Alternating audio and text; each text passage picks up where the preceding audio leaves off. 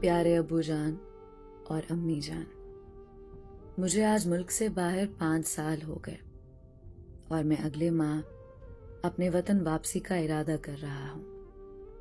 میں نے اپنے ویزا کے لیے جو قرض لیا تھا وہ ادا کر چکا ہوں، اور کچھ اخراجات پچھلی چھٹی پر ہو گئے تھے تحفے تحائف لینے میں، اور کچھ دیگر اخراجات۔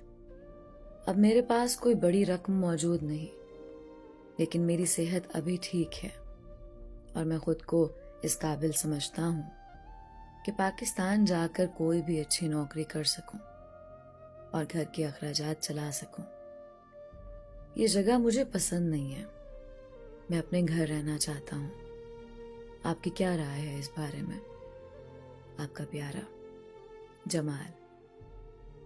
پیارے بیٹے جمال، تمہارا خط ملا اور ہمیں تمہاری چھٹی کے بارے میں پڑھ کر خوشی ہوئی۔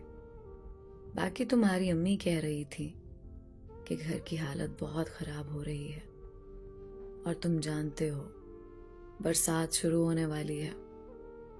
یہ گھر رہنے کے قابل نہیں ہے۔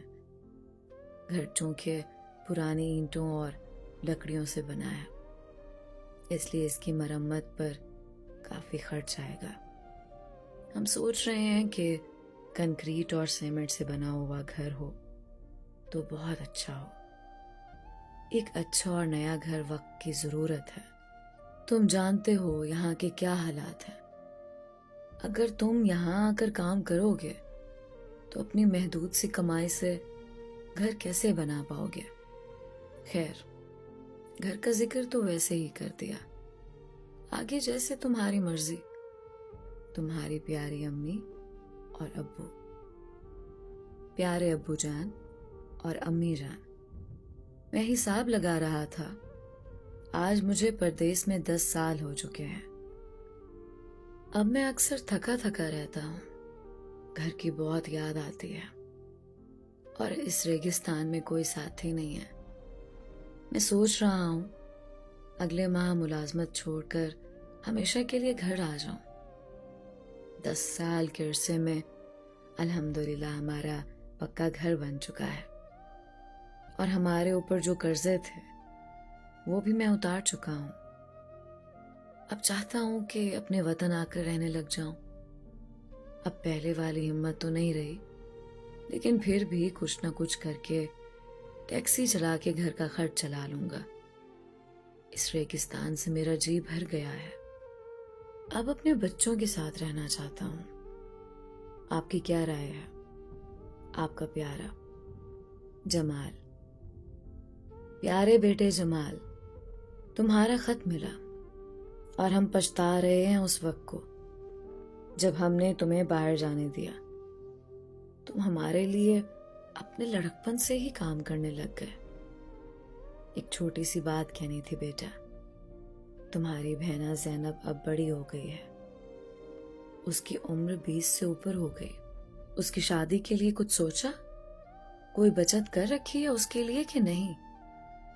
بیٹا، ہماری تو اب یہی خواہش ہے کہ زینب کی شادی ہو جائے اور ہم اطمینان سے مر سکیں۔ بیٹا ناراض مت ہونا، ہم تم پر کوئی بوجھ نہیں ڈالنا چاہتے۔ تمہاری پیاری امی اور ابو۔ پیارے ابو جان اور امی جان، آج مجھے پردیس میں 14 سال ہو گئے۔ یہاں کوئی اپنا نہیں ہے۔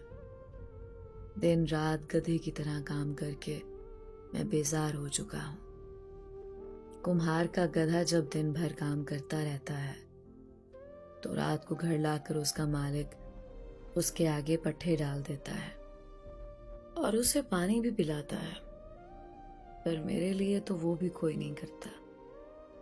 کھانا پینا بھی مجھے خود ہی کرنا پڑتا ہے۔ بس اب میں ویزا ختم کروا کر واپس آنے کا سوچ رہا ہوں۔ پچھلے کچھ سالوں میں اللہ کی مدد سے ہم زندگی کی بیشتر آزمائشوں سے نکلنے میں کامیاب ہو گئے۔ زینب بہنا کی شادی ہو چکی ہے اور اب وہ اپنے گھر میں سکھی ہے۔ اس کے سسرال والوں کو خوش رکھنے کے لیے میں اکثر تحفے تحائف بھی بھیج دیتا ہوں۔ अल्लाह के करम से आप लोगों को मैंने हज भी करवा दिया और कोई कर्जा भी बाकी नहीं है।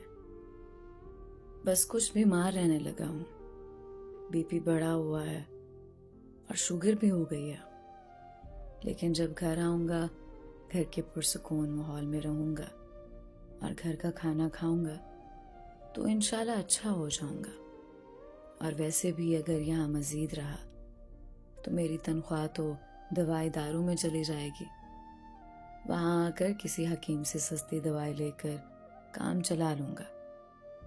अब भी मुझ में इतनी सकत है कि कोई हल्का काम जैसे प्राइवेट गाड़ी चलाना कर लूँगा। आपका प्यारा जमाल। प्यारे बेटे जमाल, बेटा हम तुम्हारा खत पढ़कर काफ़ी देर रोते रहे। अब तुम परदेस मत रहना, लेकिन तुम्हारी बीवी ज़ारा ने कुछ कहना था तुमसे, उसकी बात भी सुन लो। प्यारे जमाल, मैंने कभी आपको किसी काम के लिए मजबूर नहीं किया और किसी चीज़ के लिए कभी जिद नहीं की, लेकिन अब मजबूरी में कुछ कहना पड़ रहा है मुझे। आपके भाई जलाल की शादी के बाद आपके वालिदैन तो मुकम्मल तौर पर हमें भूल चुके हैं। उनका तमाम प्यार नई नवेली दुल्हन के लिए है। मैंने तो ये भी सुना है कि वो आबाई घर जलाल को देने का सोच रहे हैं।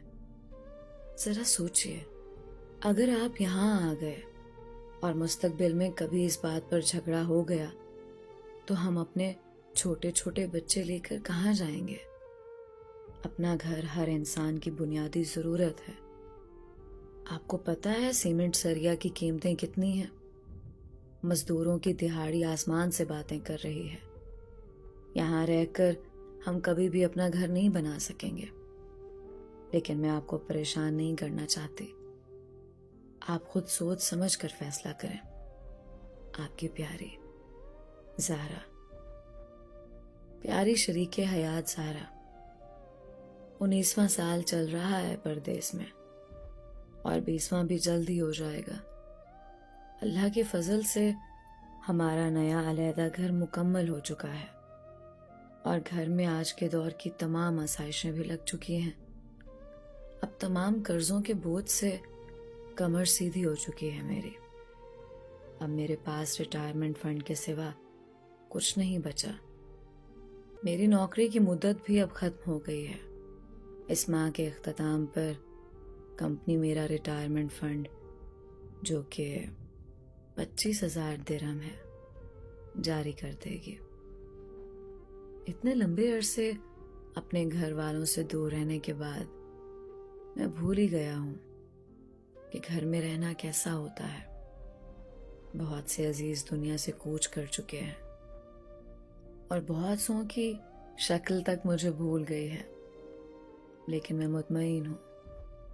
अल्लाह का करम है कि मैं घर वालों को अच्छी जिंदगी मुहैया कर सका और अपनों के काम आ सका। अब बालों में चांदी उतर आई है और तबीयत भी कुछ अच्छी नहीं रहती। हर हफ्ता डेढ़ बाद डॉक्टर के पास जाना पड़ता है। अब मैं वापस आकर अपनों में रहूंगा, अपनी शरीके हयात और अजीज उस जान बच्चों के सामने। तुम्हारा शरीके सफर जमाल। प्यारे जमाल, आपके आने का सुनकर मैं बहुत खुश हूँ। चाहे परदेस में कुछ लंबा कयाम ही हो गया, लेकिन ये अच्छी खबर है। मुझे तो आपके आने पर कोई एतराज नहीं, लेकिन बड़ा बेटा अहमद है ना, वो जिद कर रहा है कि यूनिवर्सिटी ऑफ लाहौर में ही दाखिला लेगा। मेरिट तो उसका बना नहीं, मगर सेल्फ फाइनेंस से दाखिला मिल ही जाएगा। कहता है कि जिनके अब्बू बाहर होते हैं सब यूनिवर्सिटी ऑफ लाहौर में ही दाखिला लेते हैं। पहले साल 4 लाख फीस है और अगले 3 साल में हर साल 3-3 लाख। और हमने पता करवाया है तो यूनिवर्सिटी वाले इंस्टॉलमेंट में फीस भरने पर राजी हो गए हैं। इस माह की 30 तक फीस की पहली किस्त भरनी पड़ेगी। आपके जवाब के मुंतजिर, आपकी प्यारी ज़ारा। उसने बेटे की पढ़ाई के लिए सारी रकम भेज दी بیٹی کی شادی کے لیے جہیز اور دیگر اخراجات بھیجے، مگر اب 27 سال ہو چکے تھے۔ وہ خود کو ایئرپورٹ کی طرف گھسیٹ رہا تھا۔ شوگر، بلڈ پریشر، السر، گردے و کمر کا درد اور جھریوں والا سیاہ چہرہ اس کی کمائی تھا۔ اسے اچانک اپنی جیب میں کسی چیز کی موجودگی کا احساس ہوا۔ اس نے جیب میں ہاتھ ڈال کر دیکھا تو وہ ایک ان کھلا خط تھا۔ یہ وہ پہلا خط تھا جو اس نے اپنی پردیس کی زندگی میں نہیں کھولا۔